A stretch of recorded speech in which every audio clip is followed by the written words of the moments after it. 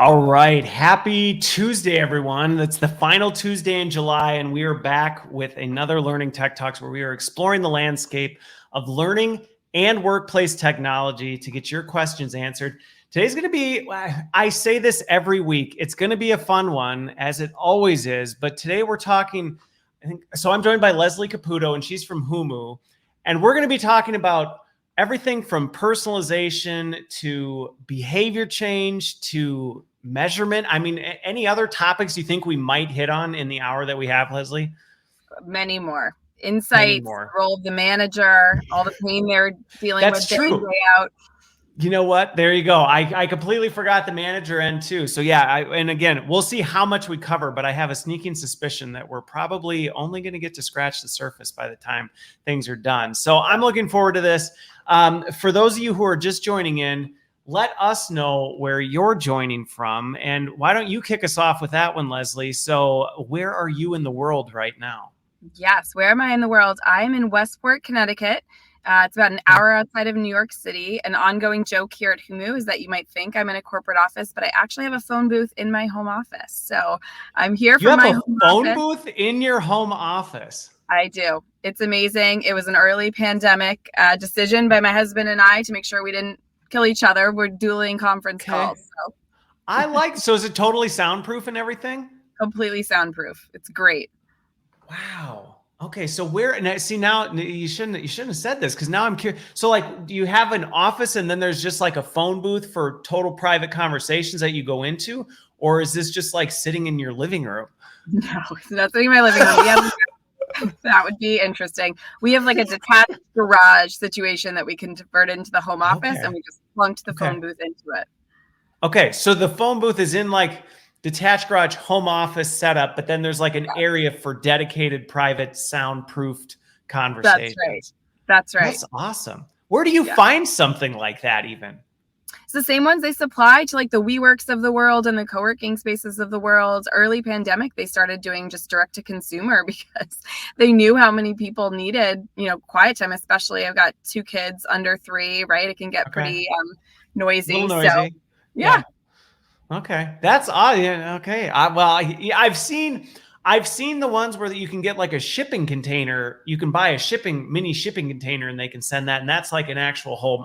But I haven't seen just like the private phone booth. That's much more of a space saver option. I like it. It is. I'll send you some pictures from the outside so you can see what it looks like. Okay, I'm looking forward to it. That is awesome. That is awesome. Well, I am where I always am in Waukesha, Wisconsin. This is the first time, though, in 3 years that my background has actually changed. So my map of the United States is gone, and I'm celebrating the big 4-0 today. So my wife and kids, my wife and kids surprised me and decorated my office today. But so let's get into some of the conversation here on this. So you've joined Humu. You told me you joined 3 years ago, which for a 5-year company, you were very much a veteran. So tell me a little bit about your background and how did you end up over there? What's the background that drew you there? Yeah, absolutely. So I am an organizational psychologist by background, got my degree at Teachers College in Columbia, and spent about 5-6 years in consulting with Aon for a while on all things leadership development, all things talent strategy, did a lot of M&A work, all things culture change, worked with Fortune 500 companies on building out their learning strategies, developing programs, facilitating programs. So deep in the change and learning space. And after some time sort of grew weary of, the day in and day out of designing the same program, just with a different twist on it, and different competency models. Yeah. Facilitating the program and feeling great in the moment, but then saying like, is this going to stick, or what's going to happen when these people go back to work? And really just wanted to get into the HR tech space because I felt like I wanted to see what scaling some of this sort of stuff looked like, and how could I part of driving behavior change at scale, and learned about Humu. Founder is Laszlo Bock, former chief people officer of Google, obviously was a big follower of hers. I think most people in the people space are, and had read his book, Work Rules, and just said, I want to work for that company. Want to work for that. Yeah. That's awesome. That's awesome. Well, yeah, I think we're going to There's another topic that I have no doubt we will touch on, which is the scalability of some of this stuff, because I think that's one of the beauties of where technology is going. Is we've done some really cool stuff in our space for a long time, but one of the biggest challenges is it works great if you got a small audience or a local group of folks or maybe a little cohort. You try and scale that to a large global multinational group of folks, and it's like, well, this just is not even feasible anymore. So we'll talk about that. So on that topic, so you're at Humu now. You've been there 3 years. You've probably seen the product change quite a bit, especially in those early years as it kind of gets its sea legs and gets out there. When people say, oh, you work for Humu, what's that? Because you could, if you just heard the title, you might think of a lot of different things. You might think of like dairy products I have no idea, right? It could be like a yoga brand or something, but like you say, all right, we're in the HR tech space. How do you describe what Humu is? Yeah. So the way we describe it, our mission is to make work better, and to make work better by making people better at work.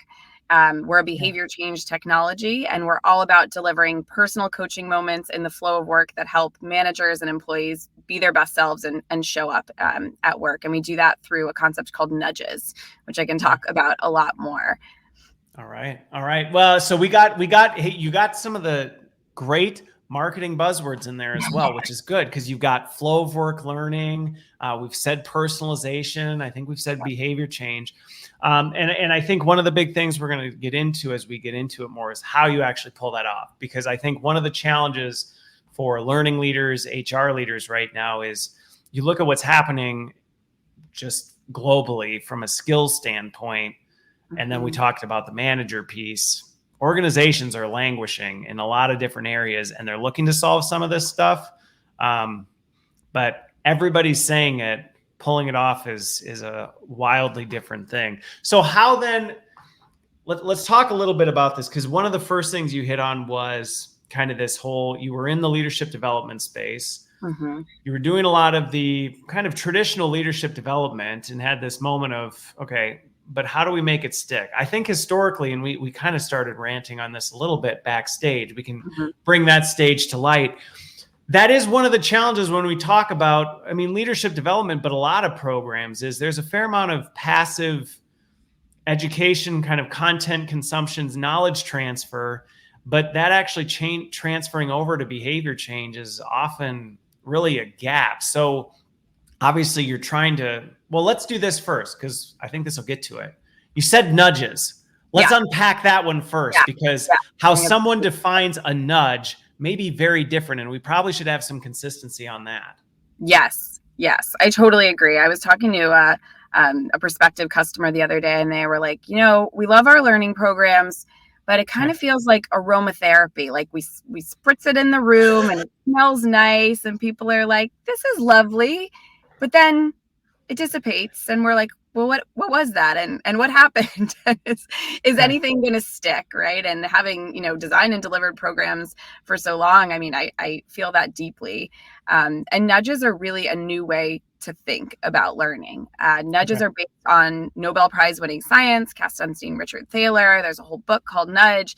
It's a theory from behavioral economics, which is about altering the choice environment for people with the idea that people are well-intentioned. People want to do the right thing. They want to give their team members feedback. They want to coach their people. They want to collaborate with their peers. They just get really busy and overwhelmed and don't always have time to do it or forget to do it. And so the idea of a nudge is this small intervention in the moment that matters that helps people follow through on the right decisions. And so part of our origin story here at Humu is that Laszlo Bock, our CEO, Chief People Officer of Google, formerly teamed up with Dr. Jesse Wisdom, who's our head of people science at Google, and experimented with bringing nudges into the workplace in a lot of different ways. So things like, if we want employees to be healthier, what if we move water to eye level in the fridge, micro kitchen fridges, and see if that makes them choose the water over the soda more? So not removing choice from employees, but altering the environment and making it easier for them to follow through. Or how do we put reducing friction?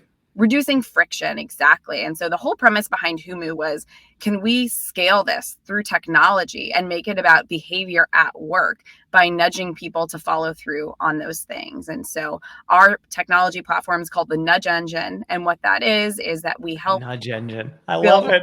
habits, send these nudges to employees in their flow of work, whether that's Microsoft Teams or Slack or email or calendar, to help them follow through on those actions, to put a feedback conversation on the books with their employee, or to set up a meeting to reach out to a peer. Okay. Well, and one of the things that I think is important to highlight in what you said with this, because I've seen this in the space before, where you get into almost kind of turf wars of, well, is it performance? Is it learning? Kind of this back and forth. And even what you just described there from a use case standpoint, it's a both and type situation, because if that well-intentioned person has no idea what to even do or how to do it, well, there is a knowledge gap that exists. And there is probably a need to say, hey, you don't even know what you don't know. So we need to help you kind of raise the bar in your knowledge space. But then there's that point of, I know what I need to do. But the reality is, I either just don't have time, I don't prioritize it, I just don't think of it. I mean, well, I just don't even get around to it. And I think that's, if I'm hearing you right, that's really what you're getting at, is how do you, first of all, figure out where those moments are? Because if I tell you, go do this, and it's not the right time, you're going to, again, go, yeah, sure, fine, whatever, and then not get to it. But then also actually give you the nudge that you need to go, you're right there. I'm just going to kind of, I just think of the water soda thing, where it's like, you're picking a beverage, you're right here, right now. I'm just going to nudge you towards the one that's a little bit of a healthier option than the one right below it. Exactly. And you hit on a point that's really interesting about Humu, which is we're really the intersection between culture work in HR and learning work in HR, right? Yeah. Like, so we're defining the behaviors that we need our leaders, it's like a modern competency modeling. We know the behaviors we need our leaders to do differently. We need our employees to do differently, or we're going through a culture transformation, and we need people to be innovating more, collaborating more. That work gets defined, and then it kind of gets dumped on the learning functions plate, which is like, help them go do this, help them go make this a reality. Right. Do you have a program for that? Right. Or the big one I've been hearing lately is belonging. So many team leaders are getting data and hearing back, like, belonging is low on your team. People aren't feeling connected, and they're coming to the learning function saying, do you have a course for that? And it's like, well, we kind of need to work on what's happening in the day-to-day, right? Rather than a course. How do we help people learn how to create a greater sense of belonging in the job, in your next meeting?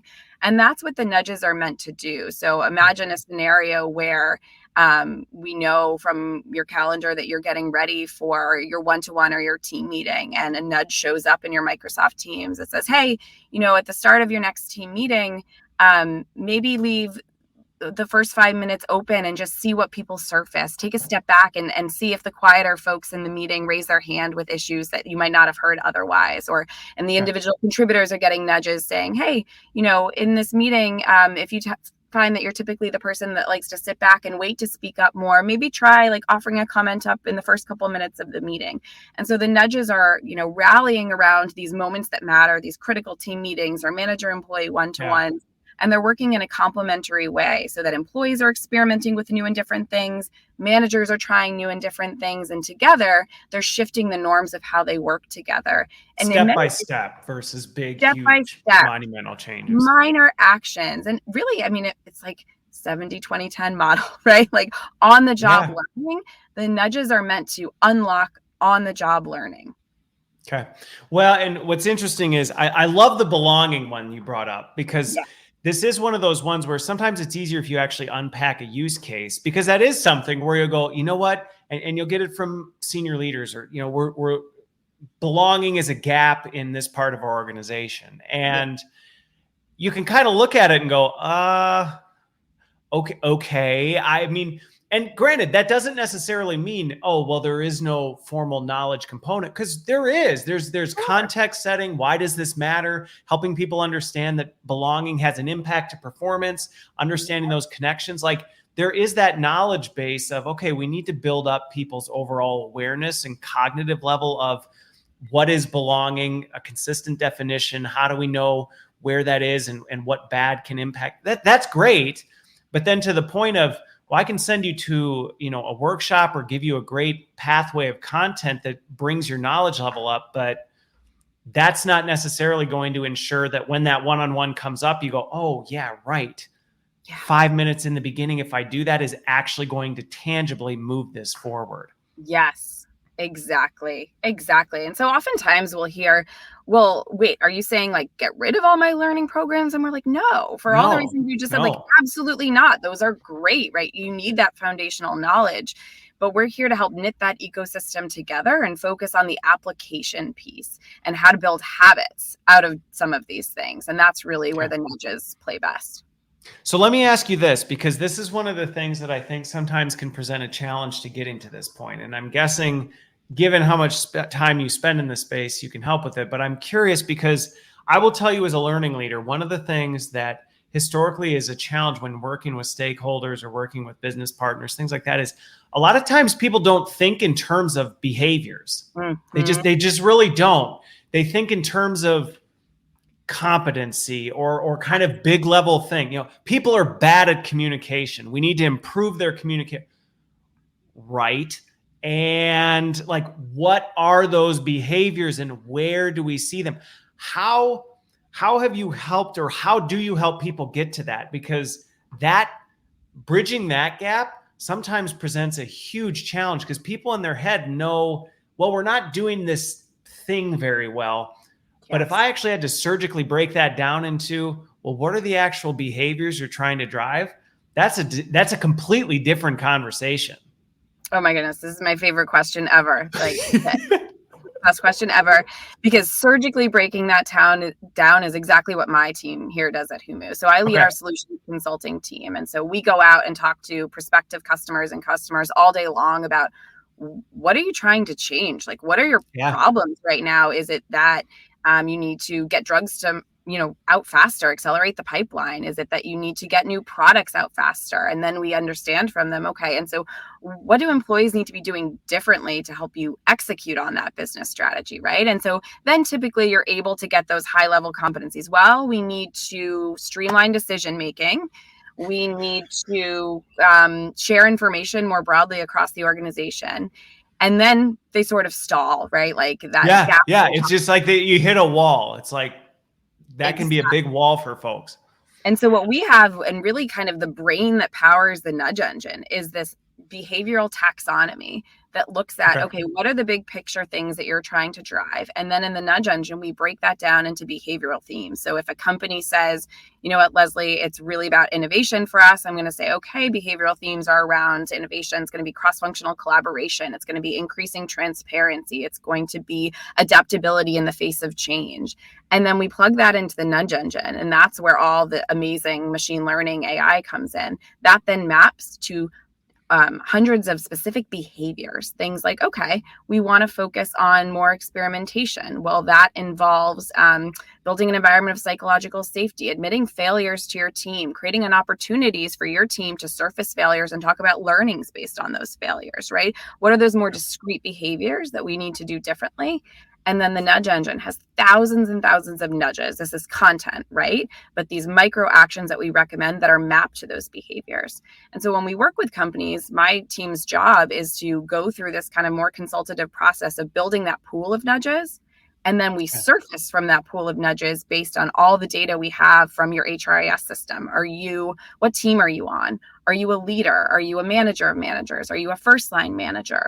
And that allows us to say, okay, what's the appropriate psychological safety nudge for a leader of a team in Connecticut who has a team that's struggling with sense of belonging? And that's how we're able to surface right content for the right people at the right time. So what I love, so two things as you hit on that, I think first of all, I think there's tremendous opportunity to even just do that, to make sure we're doing that no matter what. And that's applicable whether we're talking about Humu or just in general as kind of performance consultants, is taking the time to not stop at that competency level. Because a lot of times that's where it ends. It's well, you know what, we need to, it goes from this ethereal business goal to this competency, and then we just stop instead of taking it one more level of, right, but what actually makes that up? But I think what you're getting at, that, correct me if I'm wrong, is that can feel overwhelming Yes. and not scalable. And I think sometimes that's where well-intentioned learning leaders want to. It's not that they go, oh, I don't care about the behaviors. It's, well, good grief, we've got so many different dynamics. The thought of getting that surgical with these things just feels like an impossible task, which again, then you go, well, we'll just do the 80%, cast the widest net, hopefully we capture it. Yeah. And it sounds like really what you're doing is twofold. One, you're helping kind of drive that because you're doing this across tons of organizations. So you have a lot more data points, Exactly. but you're also relying on machine learning, and that's helping basically process enough information that no human could in any period of time. Correct. And that's where the personalization and prioritization comes in. So the other kind of, challenge with some conventional learning approaches is you hear, okay, belonging is a problem. But what specifically about belonging is a problem? Well, on the marketing team, it's probably a whole lot different than on the R&D team, right? And so by understanding the behaviors that drive belonging, but then taking in data that says, okay, exactly what's going on with belonging in marketing versus R&D, then we can target learning content more effectively. So, hey, in marketing, they're working on psychological safety to drive belonging. But over here in R&D, it's actually more about like emotional connection and doing more social things as a team together. And that way we can get a lot more targeted in our interventions rather than just putting out blanket, belonging modules. Okay. And and it sounds like because of the tech, this isn't a manual process. Because just even that example, I mean, you only just talked about two separate functions, right? But then you start talking about the regionalization of these functions. Yeah. Well, what it is R&D in China versus R&D in Europe versus the US is probably wildly different. It's probably different in Connecticut than it is in Wisconsin, which can be, again, just an overwhelming level of personalization, which is why in my opinion, without tech, it's impossible. Yeah. Oh, and hey, by the way, then think about like the geographical and cultural differences in learning content, which is a huge pain point for learning, right? And so for us, one of the things that's incredibly cool about the nudges is that they are translated into over 20 different languages, but not just translated, they're transcreated. So when we know from the HRIS data that you are a manager in China, when we're going to send nudges about feedback, that we're going to account for things like the power dynamics and the cultural nuances that account for that, so that we're making sure that we're focused on what feedback means and how to get it right for you specifically, as opposed to, hey, manager over there in Austin, where we know feedback is a lot different.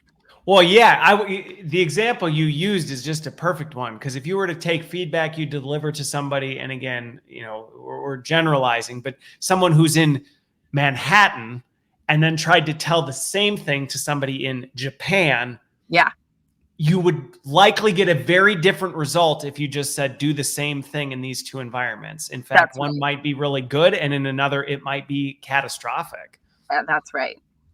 Okay.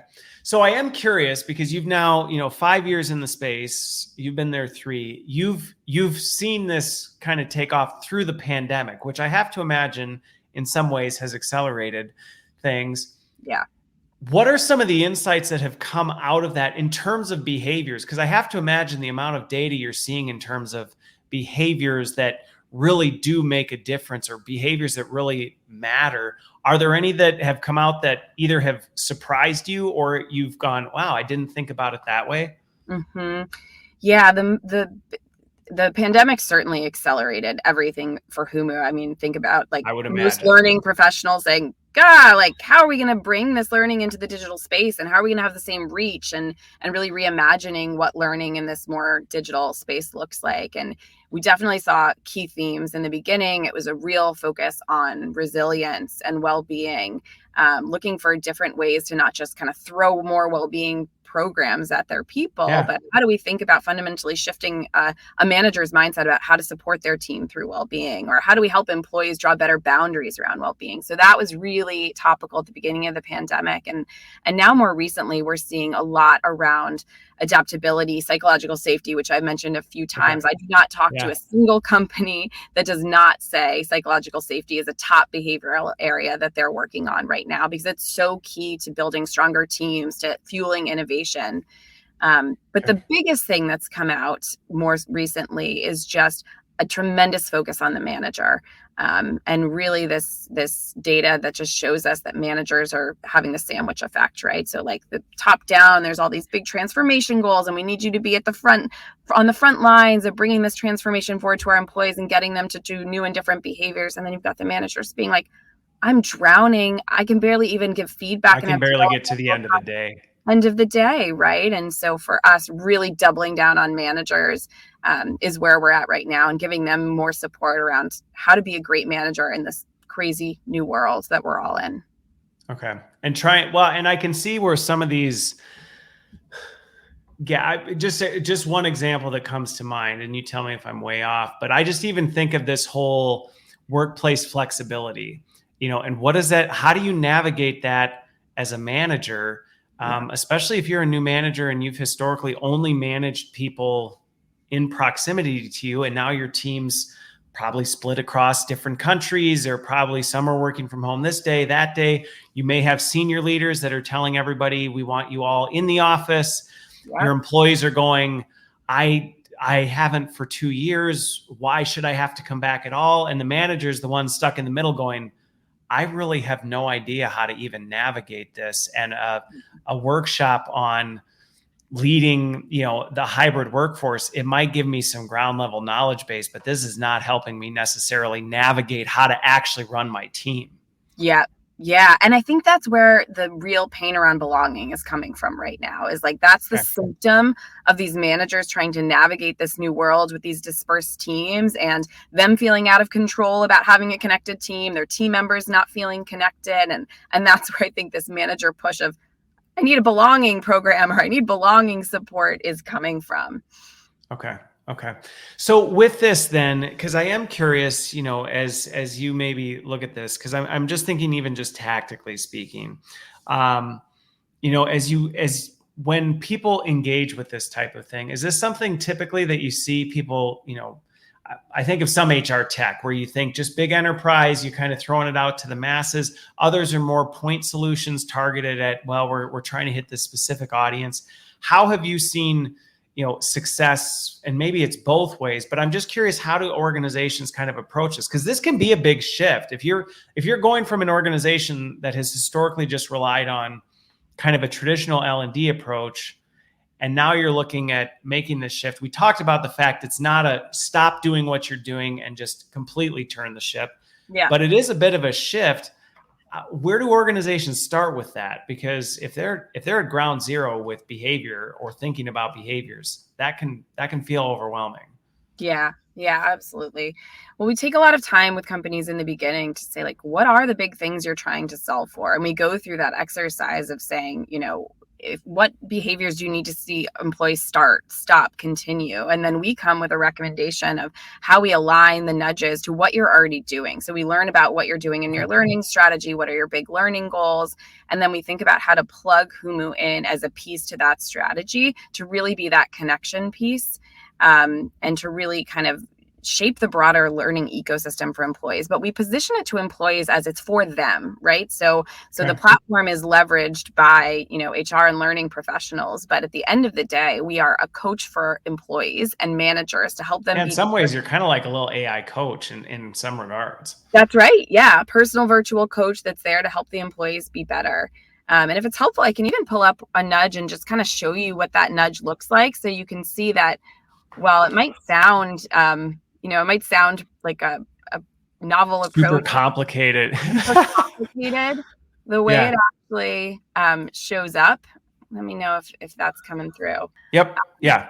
The way it actually shows up to employees is really simple. So here's an example of a nudge. Leo, he's a director of operations, would get.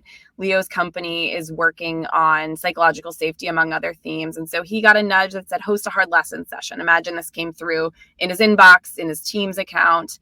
Today, invite your team or a subgroup to a meeting dedicated to lessons learned the hard way. Share some instances where you've grown from a mistake and invite them to share any struggles that made them professionally stronger. So simple recommendation for action that Leo can read as he heads into his next meeting. Contains the why. So we give people more grounding and why is this an important behavior to practice? And then here, as I talk about kind of knitting that learning ecosystem together, we can link out to any resources that a company Okay. has that are part of their broader. So like you said in the belonging example, if companies have a whole set of learning around why is belonging important, how does it fuel performance, we can drive those consistencies with your learning content. But the idea Okay. is just simple coaching so that Leo looks at this, he goes into his next meeting, he tries something differently with his team. That's the application piece. Now I'm thinking in terms of this because I'm thinking from an integration standpoint. So how you would get to that. So going back to that one that pops up. Let's say you've got this, one example of something host of hard lessons. Would this be something? Because again, I'm thinking, the term that's also probably thrown around a lot in our industry is micro learning. So we've got nudges, behaviors, micro learning, this and that.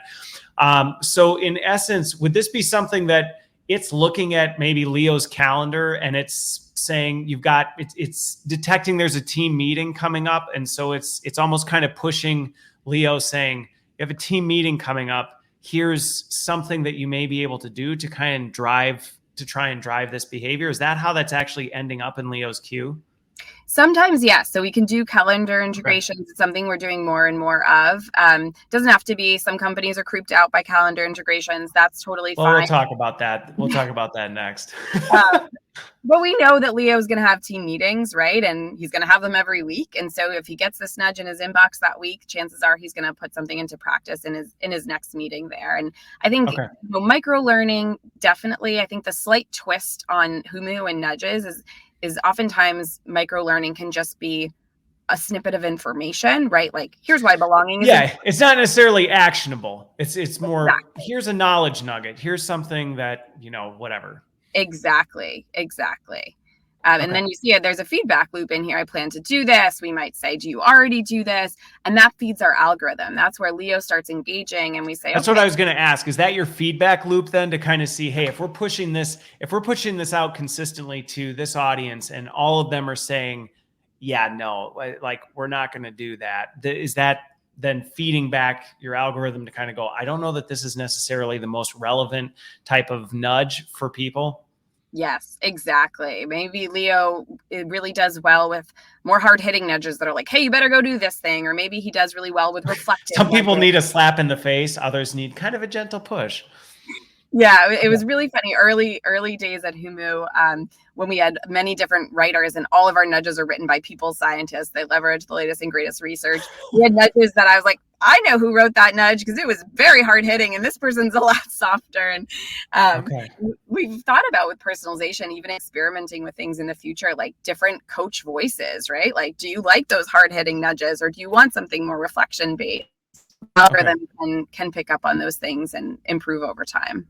Okay. And that's what I was going to ask is there, what degree of input does an end user have on some of that to be able to kind of say, and now again, I think there's some cautionary tales to this because how people's self-awareness, the Dunning-Kruger effect kicks in big time where it's like, I know exactly what I need. And it's like, well, you actually might not, but I am curious, what kind of input does a user have in terms of like what kind of nudges they want, what kind of frequency, so that this thing isn't bugging them all the time, telling them to do what feels like, good grief, I'm just trying to get through the day and I've got a to-do list of way too much stuff. How do you balance that?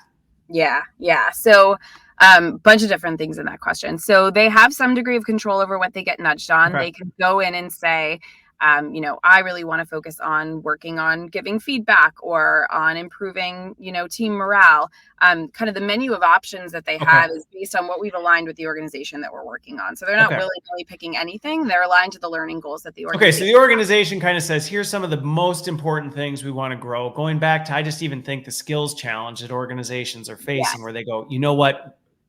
While we'd love everybody to develop on what they want to develop, at the end of the day, to get our business moving, we really need to focus here. So you're kind of separating the wheat from the chaff in that standpoint, and then allowing them some flexibility to say, of these really important things, which ones are most important to you? That's right. And then we start to layer in tons of other data. So then the HRIS comes in. That's helping us contextualize the nudges because we know that you do a lot of project-based work. We know that you're in X geography. We know what level you are. We know we're even nudging frontline workers. We've got manufacturing employees. We've got truck drivers, right? So we're even taking in HRS information about the type of work this employee is doing Okay. to make sure that we're not nudging, a manufacturing employee about their next one-to-one because they don't have a one-to-one. They have a pre-shift meeting. And so that's how we contextualize the nudges. That's where all the data comes in. And then you can even layer survey data on top of that. So if you have like a manager effectiveness data or you have an engagement survey and you want to use that data to tune the nudges, we can do that so that if your biggest problem is engagement and retention, as it is for so many companies right now, and you need managers to get better at whatever is the top driver of engagement for their team, then we can use survey data to make sure that, Chris's team is focused on these behaviors and Leslie's team is focused on these behaviors to maximize what's going to move the needle on retention most for those teams. Okay. Well, and I want to go in a new direction or a different direction slightly here because I have some questions on this. But I think as I think about one of these things, I just think about the shift. And actually, in August, I'm probably going to do a solo cast to talk about this because this is actually changing fundamentally the skills and behaviors that even people in our field need to focus on. Because if you think about it, perhaps historically, a lot of time would have been spent by our teams actually building those things that you showed on the screen, right? Yes. Like trying to get the right little like nudge thing and creating the cute little design around what that is and making sure that it's getting in front of people. And now we're saying, we don't need you spending as much time on that because that's being done elsewhere. But some of the things you just described, how far you go with personalization is really dependent on how strategically and how much you're leaning in as an L&D or HR leader on, all right, well, how do we want to think about this? How are we connecting what's going on in the business to what the people are doing and things like that, and being able to tailor and tweak what you're doing versus just turning it on and going, all right, people picked a couple general things and we're just going to assume that's good enough. Now let's just go back to creating, some of our other stuff. That's a fundamental skill shift. A fundamental skill shift that I think is so critical right now, which is better connecting business strategy with learning strategy. And the other thing that you got at, and I'm going to pull something up here to show you, is if we learned one thing from the pandemic, it's that we can't spend, tons of time trying to get the content perfect, only to realize that the content is then stale 6 months later irrelevant. because something, drastically different happens in the business. And so one of the other things that our platform does is it actually puts the learning professionals and the HR professionals in the driver's seat. So are you seeing a screen? I was going to ask. Yeah, I was actually going to ask about this because I was like, I'm curious the role you may play, because I can see organizations or L&D leaders going, well, it's close, but there's some organizational cultural nuances that aren't necessarily accounted for. Right. Nuances that aren't accounted for, or like, we thought we were focused on these 6, competencies or big behaviors, but guess what? Like now we're going through a reorg and we need to focus on empowering our leaders to better know how to lead through change. And so that's where, there's perfect examples of this where maybe you're divesting part of the company, or maybe you are acquiring, you have an M&A now coming in and you're going, our core strategy is still the same, but now on top of this, we need to think about integration of this other company we just purchased and acquired into our current workflow. That can fundamentally change some of your priorities. Exactly. And so if you're seeing this screen here that says boost nudges, that's where we put, our customers in the driver's seat to say, hey, you curate learning content to your people and boost nudges. If, for example, all of a sudden in London, there's this massive reorg and we know that these people are really struggling to cope with it. Okay.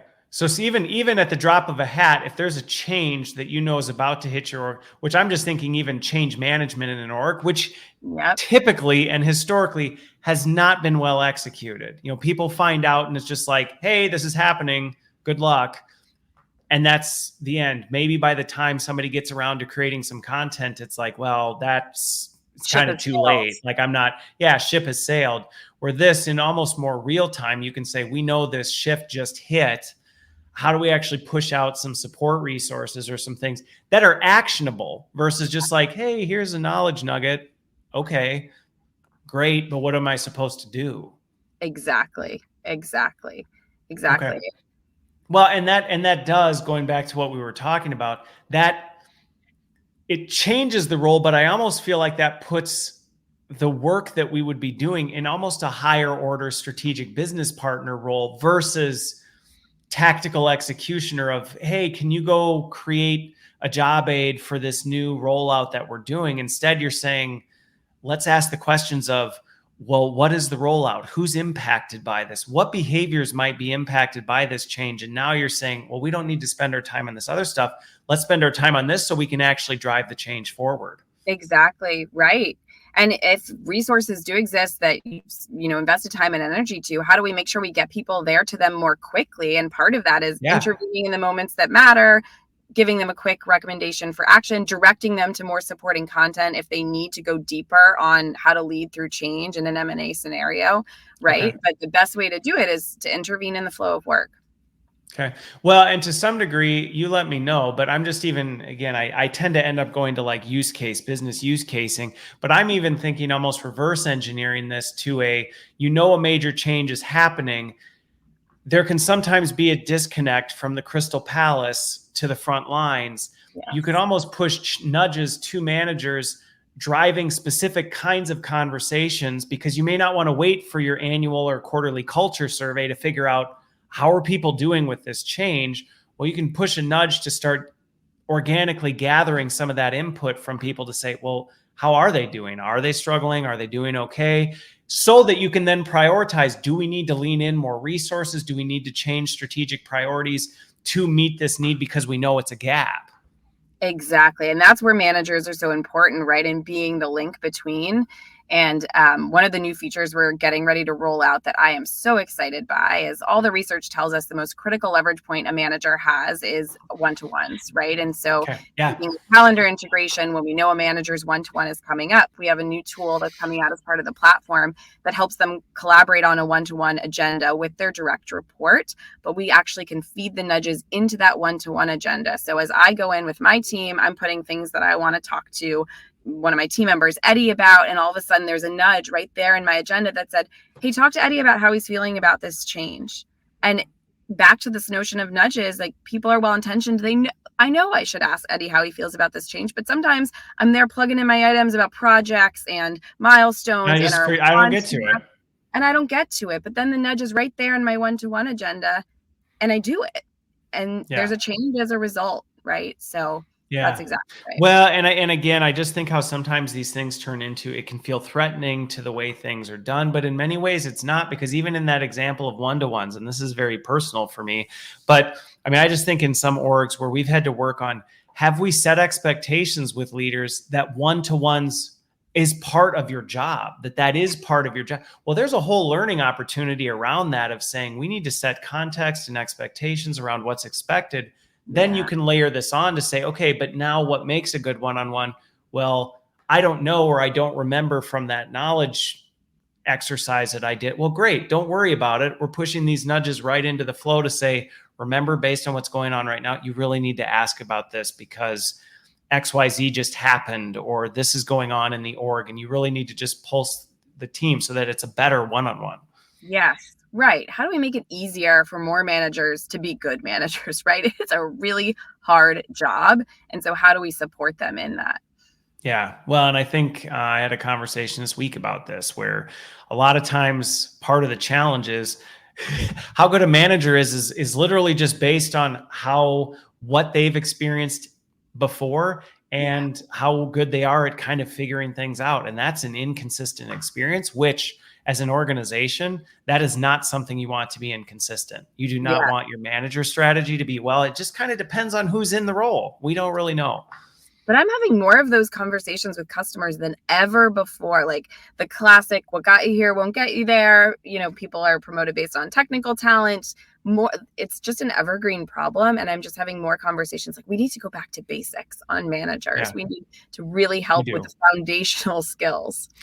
No, there is no short of assumptions made that, oh, just people know this. And I think sometimes in our field especially it happens because we're around it so much. Yeah. Our assumption of where the bar is often a lot higher than where the actual bar for the average frontline manager is, where it's like they don't know all these things we talk about on a daily, weekly basis. To them, they're like, huh?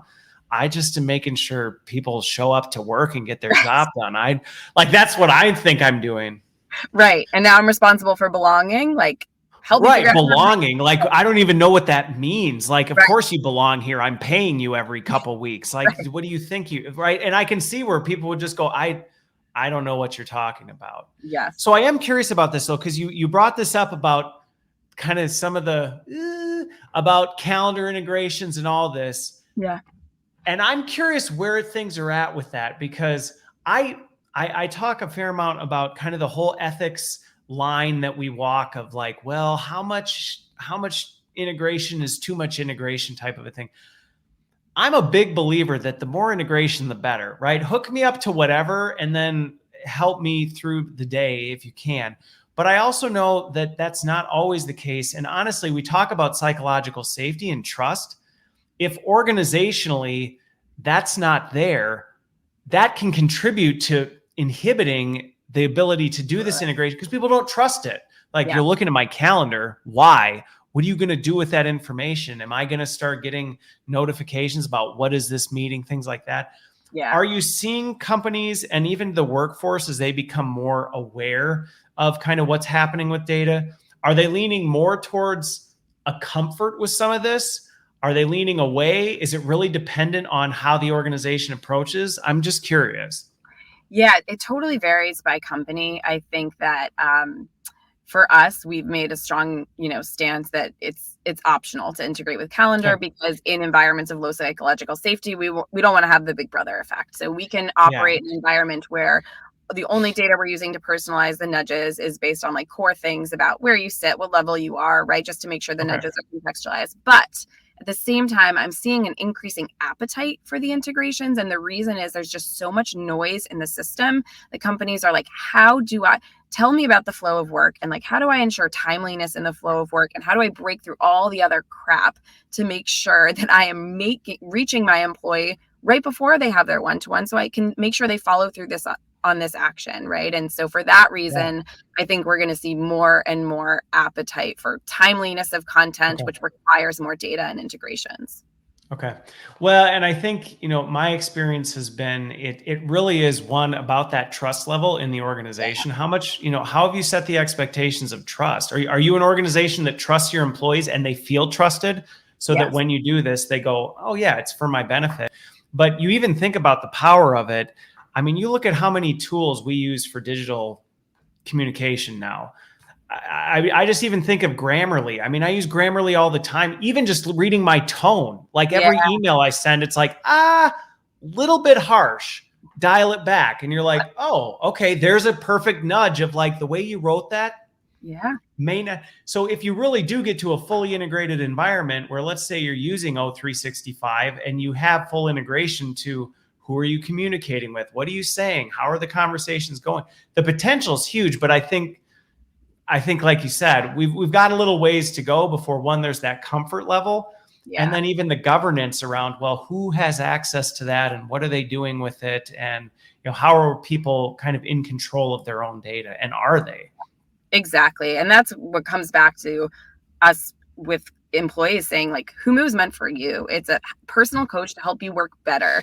Sometimes companies say to me, well, how can I track that they completed each and every nudge that they get? And I'm like, but that's not the point, right? So first of all, like, we're not tracking micro actions. We're nudging people in the right direction. And then eventually we're going to say, hey, do you feel a greater sense of belonging in your team? Is your manager checking in on you more? And that's how you know we're making progress, right? But we're not trying to big brother track that you completed every single nudge. That's just not productive, and it's not. And I think the fact you call that out, though, because I think for folks who may be thinking of this kind of approach, whether Humu or whatever you're trying to do, I think that's a really important message, is the fact that how you approach this can impact the effectiveness of it. Because if this feels like an obnoxious list that's being policed and it's like, oh, hey, you have X number of nudges that you haven't completed in, the last, pretty soon people are going to go, this isn't helping me. This is actually annoying me because I didn't find it helpful, which is why I didn't do it. And now I've got to follow up on a list. And I think that is something we have to be careful about in setting expectations and how we think about it. Because if it is truly for them, there is a little bit of, I have to let go of control and go, you have to have a little bit of autonomy to say what I am or I'm not going to do. And I'm not going to come after you with a stick because you didn't agree or follow the nudges that we push towards you. Exactly. And that is really core to how we think about the platform, because if we do that, people aren't going to use it. And to us, we need employees to love it and use it. And so we actually have product engagement rate. Our benchmark is 70% engagement with nudges. That means people are consistently reading them, consistently opening them. I think the benchmark for kind of learning content that's pushed out in a format like lower than that. 20. Yeah. So we have really high engagement because we're so mindful about this. Sometimes people say, this would be super helpful for performance management. Can you ping our managers to complete their performance evaluation forms? No, I'm not going to do that. I'll nudge them on how to get better feedback. I'll nudge them on how to, adopt a growth mindset or think about career opportunities. But this is for them, to support them in their skills and development. This isn't meant to be a nagging bird on their shoulder. Okay. We have enough platforms in place in the ecosystem right now to manage that. If it's make sure you get your, annual review done, let Workday keep sending you reminders about that, or your HR team send out things like, but I like the point that you brought up with that is it's not that those are necessarily bad. I mean, performance reviews are important. So let those systems do that, but don't start blurring the line and going, hey, we have a new tool that people are engaging with. Let's ruin it by slamming a bunch of, mandatory notifications in there. But instead, this goes back to that conversation of thinking about behaviors of, well, if performance reviews are happening right now, maybe we might even get better compliance if we reduce the friction of what are some of the things maybe why people aren't doing it. Well, maybe they have to have a tough conversation and they're not really sure how to approach it. So maybe if we approach some of the behaviors on how to have those things, maybe they'll get done naturally because people won't be so scared to do it. That's exactly it. Okay. So what is, I'm just thinking about something like this. A lot of times when you think about kind of the approach, it can feel like overwhelming to go, oh my goodness, the enterprise and all this kind of stuff. When you work with an organization, what does kind of a timeline, even, and again, I know that can be as big as the ocean is wide, but I mean, is this something that's like multi-year? Is this something that's several months? And are people doing it at big enterprise, or do they tend to focus and say, hey, let's start and prove this concept out a little bit before we go big? Yeah. So we work with Fortune 10 enterprises, and we work with, smaller, more mid-market companies, and platform functionality differs based on kind of what those different companies need. It's actually incredibly easy to get up and running. So it's like a 6-week implementation. This is not like a massive Workday implementation. It takes us 6 weeks to get it up and running. But we do want longer runway because we're in the behavior change game. So we're not trying to do like behavior doesn't change in 6 weeks. Right. And so the analogy I always give my customers is like, hey, you're trying to improve your health. If we are nudging you and all of a sudden you're eating more salads, that's behavior change, but you're not going to see the number go down on the scale for a period of time, right? To see the outcome, the impact. Right. 3 weeks in, you're not going to suddenly be at your ideal weight. Right. Yeah. So typically we work with companies 2-3 year contract terms to really like move the needle on the areas that they're trying to move the needle on. Well, and I think what you're getting at, and I think that makes sense, is there is some like short-term, hey, in terms of kind of the ground layer, like let's get this thing working. That can be done relatively quickly, but like any, and to be fair, I think this is one of the things that there's a lot of opportunity, even around expectation setting, and some of these behavior change takes time. Yeah. A lot of times there's this idea of like, well, next quarter, the end of the month, we got to do this kind of thing. And you've got to be thinking in terms of 2, 3, maybe even 5-year kind of thinking out of like, what are the big behaviors that we have to be predicting so we can start nudging people towards those now. And I guess this last question, this is probably, I shouldn't bring this up at the end, and I have a whole bunch more, but we won't get into it. In terms of being able to demonstrate and measure impact, this is one of the things that there's a lot of things out there. Hey, it's going to change the world. It's going to make your life better. It's going to make everything better. How do people basically quantify, here's what we're actually accomplishing, what we set out to do? How do people do that? Yeah, that's my favorite topic, and we could do a whole hour on that topic, but maybe that's next time. But the short answer is it depends what they're trying to change. And then what data do we have on those outcomes? So some examples for you. We've seen in call centers, we've been able to increase productivity by 8% through nudges. We looked at, for a big company we're working with the other day, they're focused on just making people work better. And so we looked at product engagement stats and found that 6 months pre and post nudges, employees who were much more active on the platform were significantly more likely to have moved up from one performance rating bucket to the next. That effect was even stronger amongst low performers moving up, and it was the strongest amongst managers who moved up one performance bucket to the second after 6 months of nudges. So whether it's performance, whether it's productivity metrics, whether it's reducing attrition, we have case studies to prove out the impact of nudges on all those things. Okay. Well, like I said, we actually probably could spend an entire hour just on this topic, like tearing through use cases. But I think one of the things that you really highlighted that is, I'm glad you went this way, because I probably would have pushed back on it. But it is this kind of, it depends. What are we trying to accomplish? There isn't, I think sometimes we want this, top 10 list of here's the metrics we're going to change in an organization versus, well, I don't know. What are you trying to do as a business? Like, where are you right now? What are you struggling with? Let's nail those things down. Going back to the process we talked about at the beginning of the show of here's your big rocks. What do those look like at the competency level? Let's figure out what those behaviors are. Well, then let's nudge those behaviors. Over time, we'll watch to see if it affects the competencies, which overall, maybe that'll affect the big business change. And then we decide, did it do what we wanted it to do? We'll define that as part of the process. Right. If you're telling me you want a strawberry banana smoothie, we need strawberries and bananas, and to nudge on strawberries and bananas to then measure if we made you a strawberry banana smoothie. And so that's the process that my team goes through and how we can figure it out. I love that, because I don't think I've had one in years, but I used to drink Jamba Juice all the time. So strawberry banana smoothie actually sounds delicious. Maybe I'll have to find one here locally and go get a birthday smoothie or something like that. Yeah. Right. But I mean, that's exactly what we're talking about. And I think sometimes when we have this measurement conversation, we make it out to be more complicated than it is. And it's not that, and that's not to say it's easy. Right. Yeah. That's, I think, the part where people can go, so you're saying measurements? No, not saying it's easy to change things and improve things. That's a lot of work. But figuring out what are we trying to do, and then defining what are the little changes we need to make. And then we go, well, did we do it or did we not? It's a yes or no question. And if we didn't, we just go back and go, well, then let's redefine what we thought was going to change it. And then we'll just try that again. And it's just this cycle of experimentation. Yes, that's right. Exactly. Okay. All right. Well, I'm just getting warmed up, but we're at the top of the hour. So I'm actually, before we open up another can of worms and go down that path, I'm going to wrap us for this one. But Leslie, this has just been a phenomenal conversation. I know I was excited to get a chance to learn a little bit more about Humu. I've been following what Laszlo's been doing since leaving Google, and sounds like he's doing some exciting things, taking things from knowledge to behavior and practice. So I appreciate you making the time. And thanks everybody for joining. I hope you have a wonderful rest of your week. And Leslie, this probably won't be our last conversation.